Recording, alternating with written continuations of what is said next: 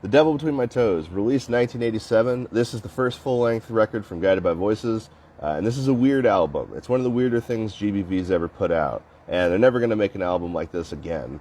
They took a hard turn away from what they were doing on Forever Since Breakfast. First, though, I want to talk about, I really love the cover on this. That rooster, Big Daddy, is a rooster that Bob Pollard briefly owned, who kind of terrorized him. And Big Daddy gets briefly mentioned in the fan-favorite song, Don't Stop Now, which will come later. From the first track, Old Battery, it's already clear that we're dealing with a way lower production quality than the first record. This was recorded in Steve Wilbur's 8-track garage studio. The songs are weirder, but they still have a good sense of melody, and it doesn't quite sound like classic Guided by Voices, but it's heading in that direction. Cyclops is a really fun song, gets stuck in my head even if I haven't listened to it in a long time. Hey Hey Spaceman is a very tender song that mixes these really honest childhood themes with Pollard's fascination with all things sky and space, tree houses, going to friends' houses after school, things like that. It's surprisingly tender. Captain's Dead is the song that most will probably know from this, if you know one song, because it was included on the Best of compilation, Human Amusement at Hourly Rates.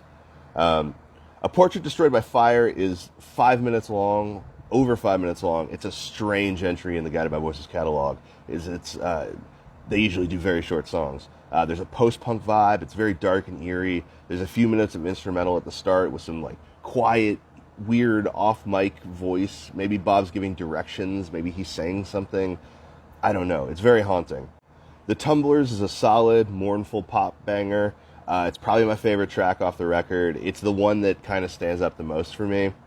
But let's get to it. The reason that everyone, including myself, takes some points off of this record is because there are 5 tracks: Crux, 3-Year-Old Man, A Proud and Booming Industry, Art Boat, and Bread Alone, that are aimless, plodding instrumentals. Guided by Voices usually doesn't do instrumentals.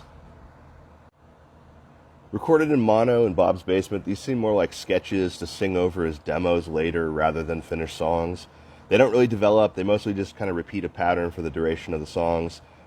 Generally, when I put this record on, I will skip those tracks. It's only a 31-minute album, but those instrumentals make up 9 minutes of the runtime. So I really think they could have just cut those and made a solid EP, or, pulled a few more fully developed songs, which Bob definitely had, and, fleshed this out into a pretty strong first record. So that's really the only thing holding this back. I like all the songs with vocals on this. So if you want to follow along as I talk about all the later Guided by Voices releases, follow my channel, give this video a like. I will be back next time to talk about Sandbox. A lot of people don't like it, but I think it's pretty good.